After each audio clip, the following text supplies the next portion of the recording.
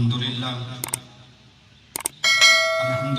وکفی والسلام علی عبادہ الذین اصطفی اما بعد فاعوذ باللہ من الشیطان الرجیم بسم اللہ الرحمن الرحیم الذی خلق الموت والحیاة لیبلوکم ایکم احسن عملا صدق اللہ مولانا العظیم وصدق رسولہ النبی الکریم ونحن على ذلك لمن الشاهدين والشاكرين والحمد لله رب العالمين ببركته إن الله وملائكته يصلون على النبي يا أيها الذين آمنوا صلوا عليه وسلموا تسليما بآواز بلند سارے احباب مل کر پڑھیے الصلاة والسلام عليك يا رسول الله وعلى آلك وأصحابك يا حبيب الله الصلاة والسلام علیکہ یا سیدی یا رحمت للعالمین۔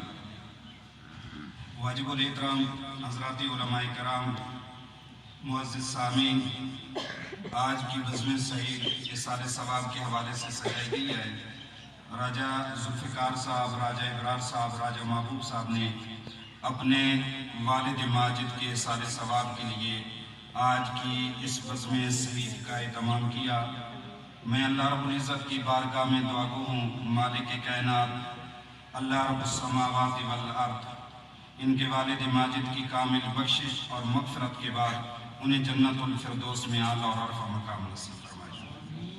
یقیناً خوش نصیب ہوتے ہیں وہ لوگ جنہیں اللہ ایسی اولاد عطا فرماتا ہے جو ان کی دنیا سے جانے کے بعد ان کے لیے ایسی نورانی پاکیزہ محفل کا اہتمام کرتی ہیں۔ قرآن مجید فرقان حمید کے جو الفاظ میں نے عنوان گفتگو بنائے ان میں خالق کائنات اللہ رب السماوات والارض حضرات انسان سے خطاب فرما رہا ہے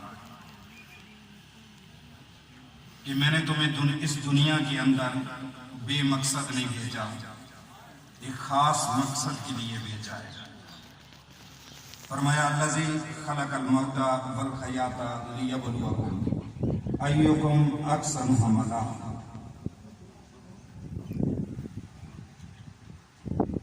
زندگی اور موت، پیدائش سے لے کر موت تک اللہ حضرات انسان سے خطاب فرما رہا ہے، تیری پیدائش سے لے کر تیری موت تک ایک ایک تیری بات کو دیکھنا چاہتا ہوں، یہ دیکھنا چاہتا ہوں کہ تم میں سے کون اچھا عمل کر کے آیا ہے۔ یہ ایک فطرت ہے، انسان اچھائیاں بھی کرتا ہے اور برائیاں بھی کرتا ہے، اور یہ ایک حقیقت ہے کہ ان سب باتوں کا ہم نے جواب دینا ہے۔ لیکن ہم یہ بھول بیٹھے ہیں کہ ہمیں ایک نہ ایک دن اس دنیا سے جانا ہے۔ رحمت عالم صلی اللہ علیہ وسلم نے فرمایا محشر کے میدان میں ہر بندے سے 4 سوال کیے جائیں گے، جس وقت تک وہ اپنے 4 سوالوں کا جواب نہیں دے لیتا اس وقت تک وہ زمین سے ایک قدم بھی نہیں اٹھائے گا۔ رحمت عالم صلی اللہ علیہ وسلم نے فرمایا سب سے پہلے اسے پوچھا جائے گا عن عمرہ، اللہ نے جو تجھے عمر دی تھی وہ 30 سال تھی یا 50 سال تھی یا 80 سال تھی، وہ تو کیسے کاموں میں گزار کے آیا ہے؟ کیا اللہ کی نافرمانی کر کے آیا ہے؟ اللہ کے حقوق پامال کر کے آیا ہے؟ یا اللہ کی اطاعت اور فرما برداری کر کے آیا ہے؟ یعنی عمر کے بارے میں پوچھا جائے گا کہ میں نے جو تمہیں عمر دی ہے وہ عمر کس طریقے سے تم نے میرے حکم، میرے رسول کے حکم کے مطابق گزاری یا اپنی مرضی، اپنی منشا کے مطابق گزار کے آ گیا؟ فرمایا دوسری بات، دوسرا سوال علم کے بارے میں کیا جائے گا۔ اس سے پوچھا جائے گا جو تیرے پاس علم تھا اس کو تو نے اپنے ذاتی مفاد کے لیے استعمال کیا یا فلاح کے لیے استعمال کیا؟ تو نے اسے ٹھیک استعمال کیا یا غلط استعمال کیا؟ اسے اپنے علم کے بارے میں جواب دینا ہوگا۔ اور تیسری چیز، رحمت عالم صلی اللہ علیہ وآلہ وسلم نے فرمایا کہ اس کے مال کے بارے میں پوچھا جائے گا کہ جو تیرا مال ہے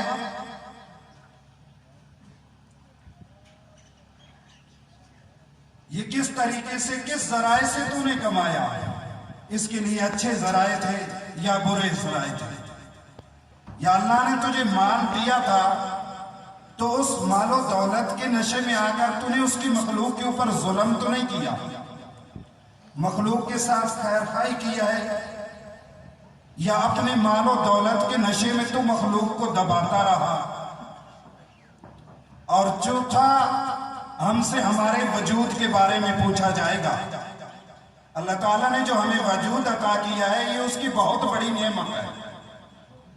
ہم نے پیدائش کے طور پر اس سے آنکھیں، ہاتھ، کان، زبان، اجزائے جسم مانگے نہیں ہیں، اس اللہ نے ہمیں بن مانگے یہ سارے جسم عطا فرمایا ہے۔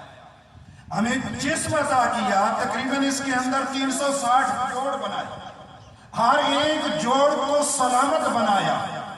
اور جس وقت مجھے بنایا جا رہا تھا یا آپ کو بنایا جا رہا تھا یا مخلوق کو بنایا جا رہا تھا تو اکیلا کسی کو نہیں بنایا جا رہا تھا۔ اس وقت انسانوں کی ماؤں کے رحم کے اندر بھی بچے بن رہے تھے، جانوروں کے رحم کے اندر بھی بچے بن رہے تھے، لیکن اللہ نے کسی کو ادھورا بنا کر نہیں بھیجا، صحیح سلامت جسم دے کر بھیجا ہے۔ اور یہ جسم دینے کا مقصد کیا تھا؟ وَمَا خَلَقْتُ الْجِنَّ وَالْإِنسَ إِلَّا لِيَعْبُدُونِ۔ ہم نے جو تمہیں وجود دیا ہے، جو جسم دیا ہے، اس وجود کو ہماری ریاضت کے اوپر لگاؤ، اس پہ شکر ادا کرو۔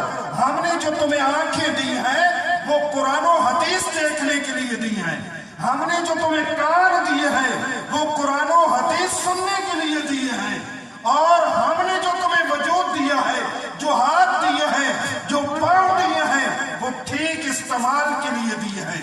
رحمت عالم صلی اللہ علیہ وآلہ وسلم نے فرمایا جو بندے کو اللہ نے یہ نعمت دی ہے جسم والی، کل قیامت کے دن اللہ اس جسم کے بارے میں انسان سے پوچھے گا کہ میرے بندے، جو جسم میں نے تمہیں عطا کیا تھا، جو وجود، جو نعمت میں نے تمہیں عطا کی تھی، کیا اس نعمت میں تو میری اس نعمت کی قدر کر کے میری بارگاہ میں آیا ہے یا بغیر قدر کے آگے آئے؟ دوستو، جن ہاتھوں نے قرآن چھوا ہوگا وہ کبھی دوزخ کی آگ میں نہیں جل سکیں گے۔ جن ہاتھوں نے حدیث کی کتابیں اٹھائی ہوں گی، جن ہاتھوں نے فقہ کی کتابیں اٹھائی ہوں گی، وہ دوزخ میں نہیں جلیں گے۔ جس زبان سے قرآن کے الفاظ نکلے ہوں گے، جس زبان سے حدیث کے الفاظ نکلے ہوں گے، جس زبان سے درود و سلام کے الفاظ نکلے ہوں گے، کیا وہ زبانیں جہنم کی آگ میں جلیں گی؟ ہرگز ایسا نہیں ہو سکتا ہے۔ یہاں ایک حدیث میں بیان کرتا ہوں، میں یہ حدیث پڑھ کے بڑا مجھے تعجب ہوا ہے۔ رحمت عالم صلی اللہ علیہ وآلہ وسلم نے ایک صحابی کا جنازہ پڑھایا، جنازے کے بعد آپ لوگوں سے مصافحہ فرما رہے تھے، ہاتھ ملا رہے ہیں، تو جبرائیل امین بھی آپ کے ساتھ اس مجلس کے اندر، اس جنازے میں آ کر آپ کے ساتھ ہاتھ ملاتے ہیں، مصافحہ کرتے ہیں۔ تو رحمت عالم صلی اللہ علیہ وآلہ وسلم نے پوچھا جبرائیل سے، جبرائیل آپ بھی جنازہ پڑھنے کے لیے آئے ہیں؟ یا رسول اللہ صلی اللہ علیہ وآلہ وسلم، میں اکیلا نہیں پڑھنے کے لیے آیا ہوں، میرے ساتھ 70,000 فرشتے اس بندے کا نماز جنازہ ادا کرنے کے لیے آئے ہیں۔ کیا کمال تھا اس بندے کا؟ رحمت عالم صلی اللہ علیہ وآلہ وسلم نے فرمایا جبرائیل، تو اور تیرے 70,000 فرشتے کیوں آئے ہیں اس کی نماز جنازہ میں؟ اس میں کمال کیا ہے؟ یا رسول اللہ، یہ اکثر اپنے فری اوقات میں قرآن کی ایک سورت کی تلاوت کرتا رہتا ہے، یعنی اس کو جب بھی وقت ملتا ہے یہ سورت اخلاص پڑھتا رہتا ہے۔ اس قرآن پڑھنے کی وجہ سے سورت اخلاص اس کا پڑھنا اللہ کو اس کا یہ عمل اتنا محبوب ہے اور اتنا پسند آیا ہے۔ جب اس کا انتقال ہوا تو اللہ نے ہمیں فرمایا فرشتوں جبرائیل 70,000 نوری فرشتوں کو لے کے جاؤ، میرے اس بندے کے نماز جنازہ میں شریک ہو جو دنیا میں اپنی زبان چلاتا تھا تو میرے قرآن کے اوپر چلاتا تھا۔ تو فرمایا ہم نے تمہیں جو وجود دیا ہے اس وجود کے بارے میں ہم تم سے پوچھیں گے، تمہیں جواب دینا ہوگا کہ تم اپنی زبان اچھائیوں پہ چلا کے آئے ہو یا برائیوں پہ چلا کے آئے ہو۔ جس زبان سے ہم گالی گلوچ کریں، جس زبان سے ہم غیبت کریں، جس زبان سے ہم بہتان باندھیں، جس زبان سے ہم دوسروں کی چغلیاں کریں، میرے دوستو ایسی زبانیں جنت میں نہیں جا سکتی ہیں۔ جنت میں وہی جائیں گی جو پاکیزہ ہوں گی، یا بولیں گی اللہ کا قرآن بولیں گی، یا بولیں گی تو رحمت عالم صلی اللہ علیہ وسلم کا فرمان بولیں گی۔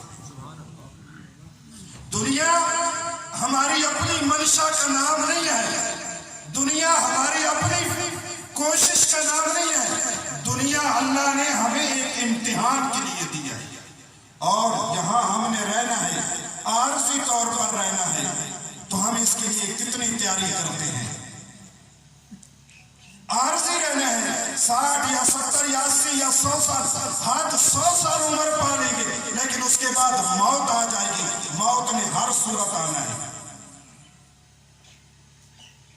اللہ کا قرآن کہتا ہے تم اپنے آپ کو اگر مضبوط پنجروں میں بھی بند کر لو نا، اپنے آپ کو جہاں چاہو، جس جگہ چاہو، جہاں چاہو اپنے آپ کو چھپا لو، لیکن کائنات میں کوئی ایسی جگہ نہیں ہے جہاں پر موت آ کر اپنی دستک نہ دے۔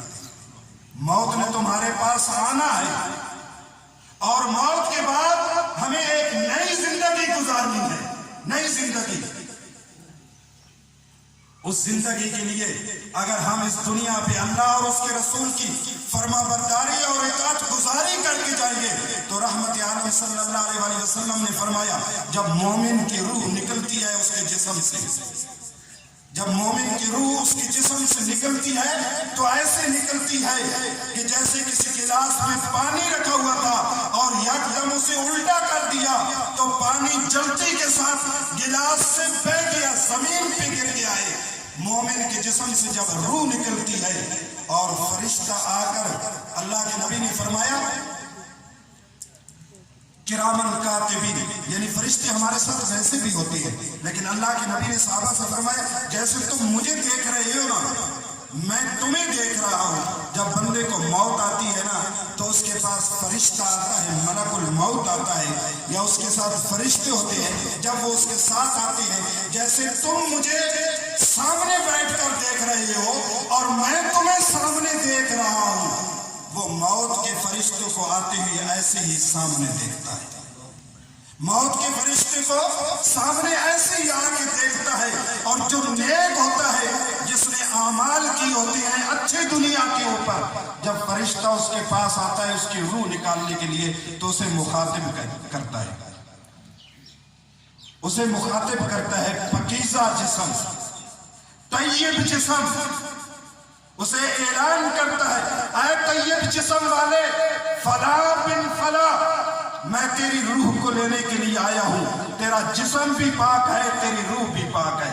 رحمت عالم صلی اللہ علیہ وسلم نے فرمایا اس کے جسم سے روح ایسے نکلتی ہے، ایسے نکلتی ہے جیسے جو ہے نا مکھن سے بال نکالا جائے اور اس میں دراڑیں نہیں پڑتی ہیں، یعنی مومن کے جسم سے جب روح نکلتی ہے تو اس کے جسم میں دراڑیں نہیں پڑتی ہیں، اس کا جسم زخمی نہیں ہوتا ہے، وہ آرام اور سکون سے نکل آتی ہے۔